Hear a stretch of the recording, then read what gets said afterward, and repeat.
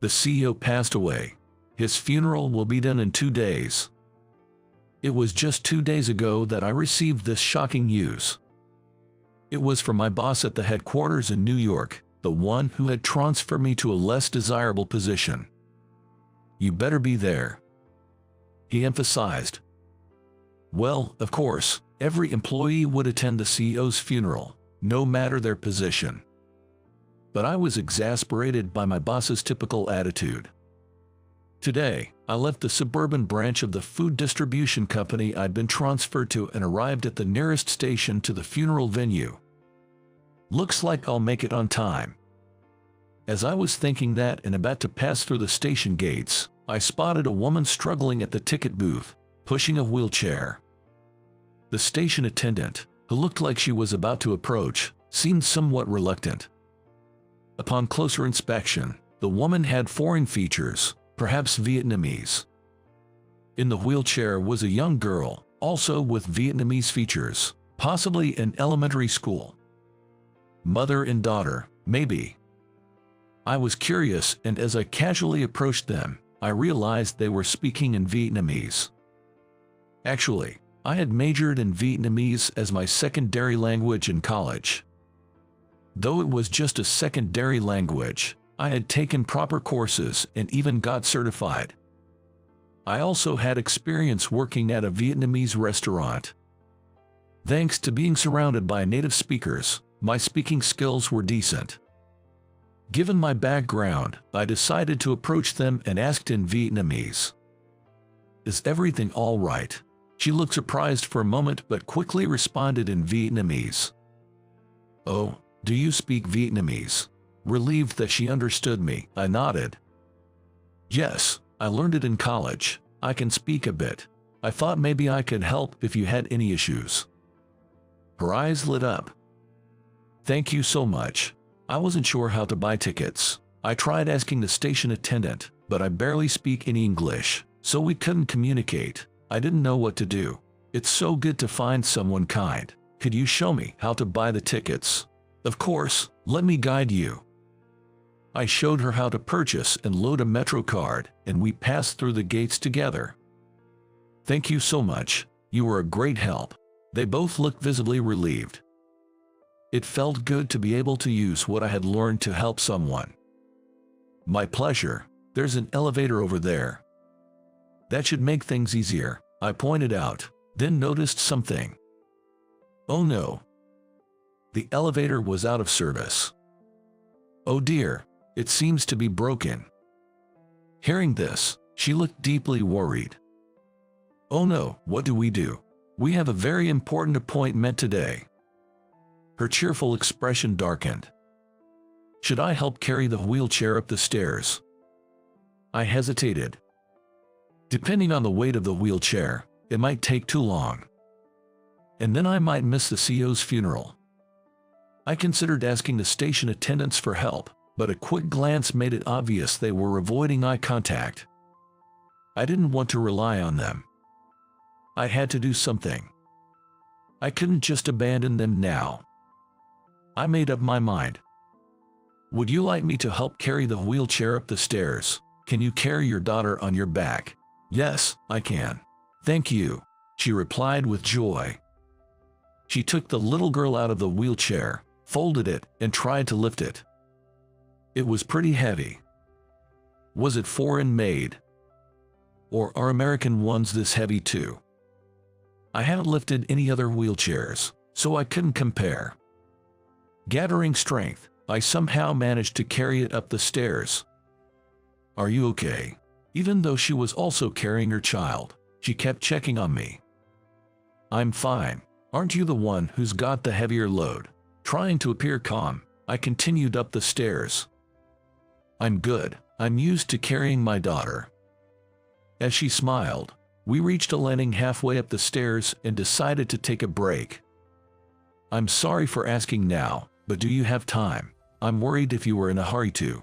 "Well, actually, I am kind of in a rush." I briefly thought of my boss, replied with a wry smile, and she looked alarmed. "Oh no, please, go on ahead without us." Even though she said that, There's no way I could leave the mother and child alone on this landing. She definitely couldn't carry the heavy wheelchair up by herself. No worries, helping you two is more important. Please let me assist you all the way. Checking the time, it seemed I would barely make it to the funeral. After resting and regaining some strength, we continued up the remaining stairs. You can do it, thanks, mister. The daughter cheered me on. Finally, we made it to the top. We made it, we're here. Thank you so much for helping. We truly appreciate it. The three of us shared a moment of joy on the platform. Just then, a station announcement sounded. The train will be departing shortly. Oh no, I instinctively started to run, but the train doors closed and it took off. This is not good. I needed that train to make it to the CEO's funeral on time. Now I'd be late. I'm so sorry. It's my fault you missed the train. Seeing my distress, she kept apologizing, but I didn't want to make the two of them feel bad. It's okay. Things will work out, I said, trying to reassure her with a smile. While waiting for the next train, I called my boss, but there was no answer. Mixed feelings of relief and anxiety welled up. Once the daughter was back in the wheelchair, we sat on a bench, and I decided to ask a question that had been on my mind. Do you two live around here? We actually just moved here after getting married, but there have been some complications. She hesitated to continue, so I quickly said, "Oh, it's okay. You don't have to talk about it. Sorry for asking." Time ticked away. The next train was in 15 minutes. I sighed, thinking about how my boss would scold me. The thought of being scolded by that boss again made me stressed. As well as being late to the CEO's funeral, just the thought of seeing my boss after so long depresses me. Do you have any other worries aside from being late? I was taken aback by her remark. I wouldn't usually open up, but I was at ease and began to share little by little. I'm sorry for sighing like that.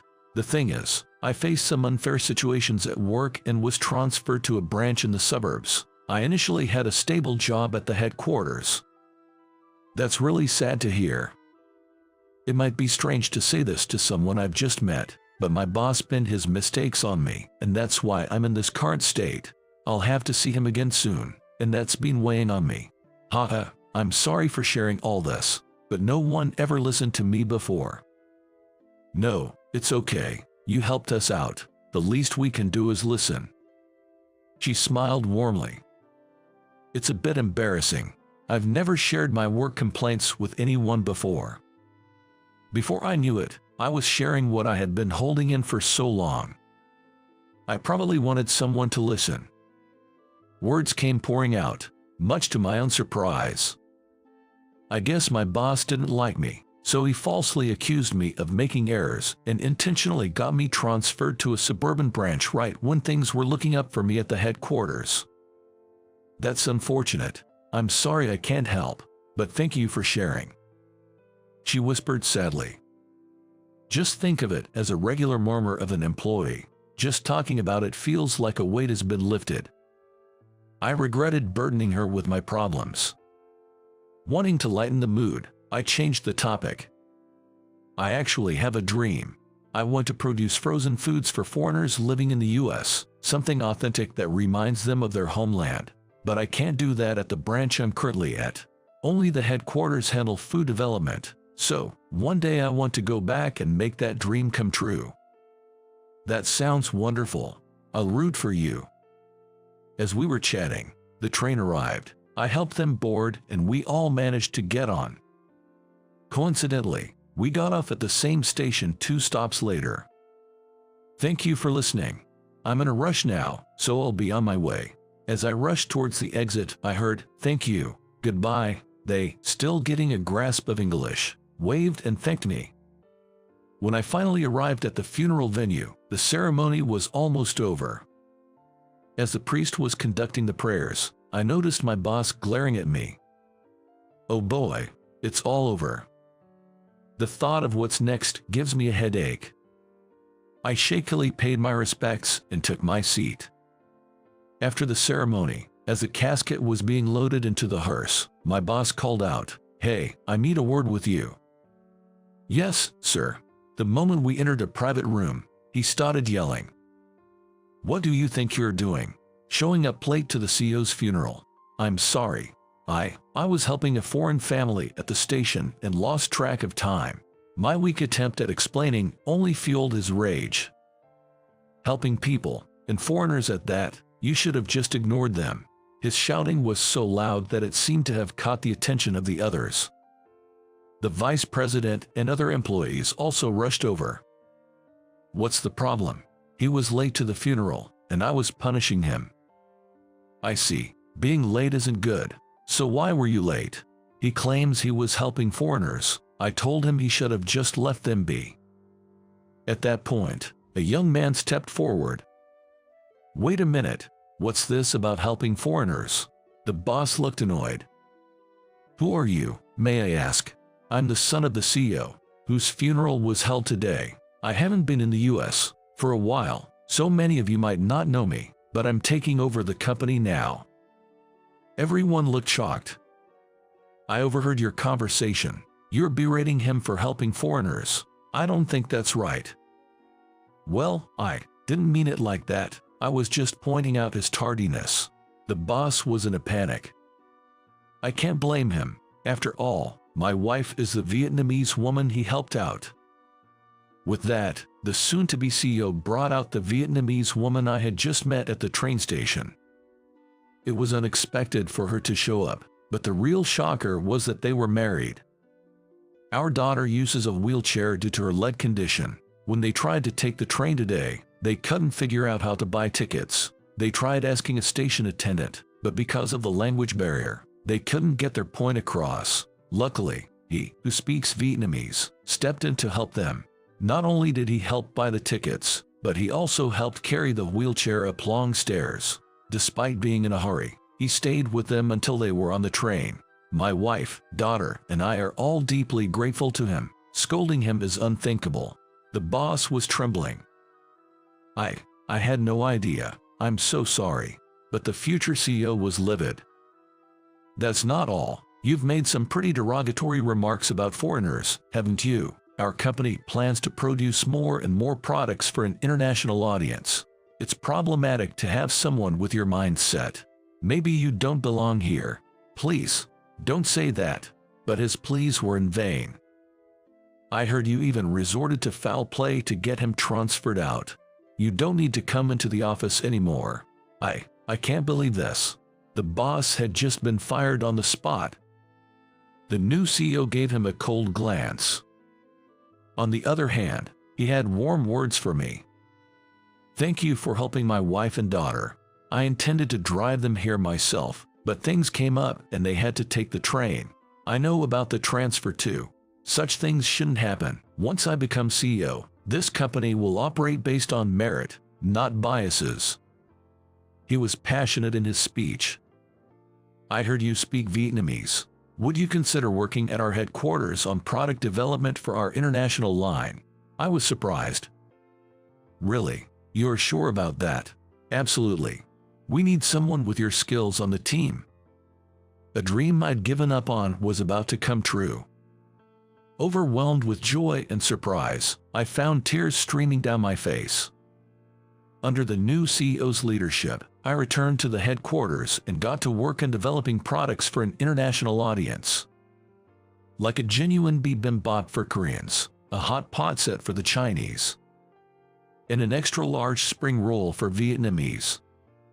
There were challenges initially, but with teamwork and determination, we successfully launched these products. When we released them, they became instant hits, and our sales skyrocketed. Our company's sales are on the rise. "Well, I'm glad I trusted you with this." The CEO was very pleased. From these accomplishments, I was promoted. I grew close to his wife and daughter after that incident, often dining together. During one of these outings, I met one of his wife's friends, whom I later married. She was Vietnamese, so it became an international marriage. Looking back, it's such a mysterious twist of fate.